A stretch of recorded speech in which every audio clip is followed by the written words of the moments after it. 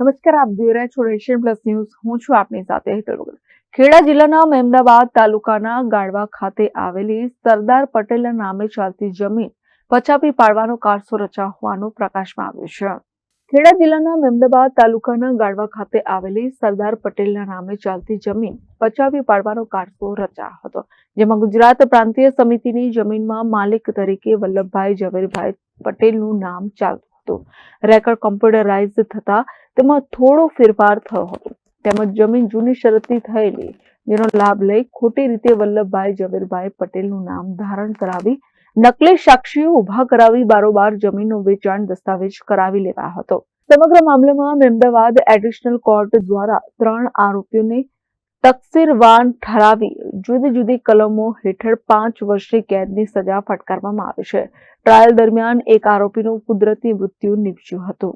સરકારી વકીલના જણાવ્યા અનુસાર ગાળવા સીમની સર્વે નંબર 270 વાળી જમીન કે જે વલ્લભભાઈ ઝવેરભાઈ પટેલના નામે ચાલતી હતી, એ ગુજરાત પ્રાંતીય સમિતિની જમીન હતી. એમાં માલિક તરીકે તે વખતના ટ્રસ્ટમાં વલ્લભભાઈ ઝવેરભાઈ પટેલનું નામ ચાલતું હતું. વર્ષ 2004માં જ્યારે કોમ્પ્યુટરાઇઝ રેકર્ડ થયું ત્યારે આગળ જે ગુજરાત પ્રાંતીય સમિતિ લખેલું હતું રેકર્ડમાં તે દૂર થઈ ગયું અને ફક્ત વલ્લભભાઈ ઝવેરભાઈનું નામ રેકર્ડમાં રહેલું અને જમીન જૂની શરતની થયેલી.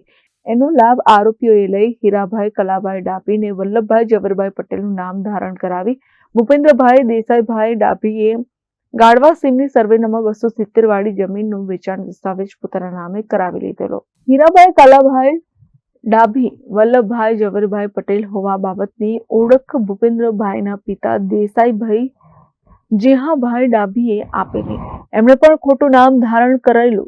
બીજા ઓળખ આપનાર તરીકે પ્રતાપભાઈ શંકરાભાઈ ચૌહાણ બંને જણાએ આ હીરાભાઈ કલાભાઈ ડાભીની વલ્લભભાઈ ઝવેરભાઈ તરીકે આ વેચાણ દસ્તાવેજમાં ઓળખ આપેલી. આ કેસ મહેમદાવાદ એડિશનલ કોર્ટમાં ચાલી જતા કોર્ટે તમામ આરોપીઓને ખોટો દસ્તાવેજ બનાવી તેનો ઉપયોગ કરવાના ગુનામાં તકસીરવાન ઠરાવેલ છે.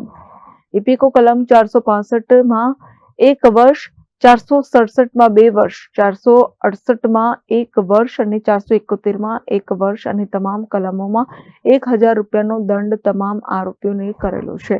હીરાભાઈ કલાભાઈ ડાભી કે જેમણે વલ્લભભાઈ ઝવેરભાઈ પટેલનું નામ ધારણ કરેલું હતું, એ ટ્રાયલ દરમિયાન કુદરતી અવસાન પામેલા છે. બાકીના 3 આરોપીઓને નામદાર કોર્ટે તકસીરવાન ઠરાવ્યા હતા. હાલ ગામના ભીમાભાઈ રવજીભાઈ આ જમીનની દેખરેખ કરે છે. ભીમાભાઈ રવજીભાઈને આ જમીનની દેખરેખ રાખવા માટે ભૂતપૂર્વ કેન્દ્રીય મંત્રી દિનશાભાઈ પટેલે જણાવ્યું હતું કે દેખરેખ રાખનાર ભીમાભાઈએ જણાવ્યું હતું કે આ ખોટો દસ્તાવેજ કરાવ્યા બાદ આરોપી તેમની પાસે નકલ લઈને પહોંચ્યા હતા અને જમીન ખાલી કરવા માટે જણાવ્યું હતું. ત્યારબાદ નકલ લઈને ભીમાભાઈ સરકારી કચેરીએ પહોંચ્યા, પણ ત્યાં તેમને સંતોષકારક જવાબ ન મળતા સમગ્ર બાબતની હકીકત તેમને દિનશા પટેલને જણાવી હતી. મહત્વની બાબત એ છે કે જો સરદાર સાહેબની જમીન જ સલામત ન હોય તો સામાન્ય માણસની જમીન તો ક્યાંથી સલામત રહે તેવા સવાલો ઉભા થઈ રહ્યા છે. આજરોજ નામદાર કોર્ટે એક ગાળવા સીમના સર્વે નંબર 270 વાળી જમીન કે જે વલ્લભભાઈ ઝવેરભાઈ પટેલના નામે અને ખાતે ચાલતી હતી અને એ ગુજરાત પ્રાંતીય સંઘ સમિતિની જમીન હતી, પણ એમાં માલિક તરીકે એ વખતના ટ્રસ્ટમાં વલ્લભભાઈ ઝવેરભાઈ પટેલનું નામ ચાલતું હતું. વર્ષ 2004માં જ્યારે કમ્પ્યુટરાઇઝ રેકર્ડ થયું ત્યારે આગળ જે ગુજરાત પ્રાંતીય સંઘ સમિતિ GUPRA લખેલું હતું રેકર્ડમાં એ દૂર થઈ ગયું અને ફક્ત વલ્લભભાઈ ઝવેરભાઈનું નામ રેકર્ડમાં રહેલું અને જમીન જૂની શરતની થયેલી. એનો લાભ આરોપીઓએ લઈ અને હીરાભાઈ કલાભાઈ ડાભી ને વલ્લભભાઈ ઝવેરભાઈ પટેલનું નામ ધારણ કરાવી ભૂપેન્દ્રભાઈ દેસાઈભાઈ ડાભીએ આ ગાળવા સીમની સર્વે નંબર 270 વાળી જમીનનો વેચાણ દસ્તાવેજ પોતાના નામે કરાવી લીધેલો.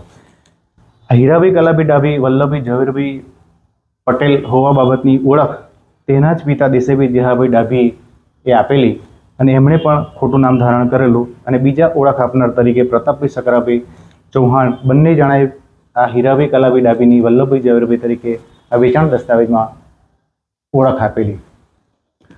આ કેસમાં નામદાર મહેમદાવાદમાં એડિશનલ કોર્ટમાં ચાલી જતા નામદાર કોર્ટે તમામ આરોપીઓને ખોટો દસ્તાવેજ બનાવી તેનો ઉપયોગ કરવાના ગુનામાં તકસીરવાન ઠરાવેલ છે. ઇપીકો કલમ 465માં 1 વર્ષ, 467માં 2 વર્ષ, 468માં 1 વર્ષ અને 471માં 1 વર્ષ અને તમામ કલમોમાં 1000 રૂપિયાનો દંડ તમામ આરોપીઓને કરેલો છે. હીરાભાઈ કલાભાઈ ડાભી કે જેમણે વલ્લભભાઈ ઝવેરભાઈ પટેલનું નામ ધારણ કરેલ હતું, એ ચાલતા કામે ટ્રાયલ દરમિયાન કુદરતી અવસાન પામેલા છે. એટલે બાકીના 3 આરોપીઓને નામદાર કોર્ટે તકસીરવાન ઠરાવેલા છે. મહેન્દ્ર પ્રસાદ, નેશન પ્લસ ન્યૂઝ, ખેડા. સમાચારોના સતત અપડેટ મેળવવા માટે અમારી નેશન પ્લસ ન્યૂઝની યુટ્યુબ ચેનલને સબસ્ક્રાઇબ કરો, બેલ આઇકન દબાવો અને જોડાયેલા રહો ફેસબુક, ઇન્સ્ટાગ્રામ અને ટ્વિટર પર.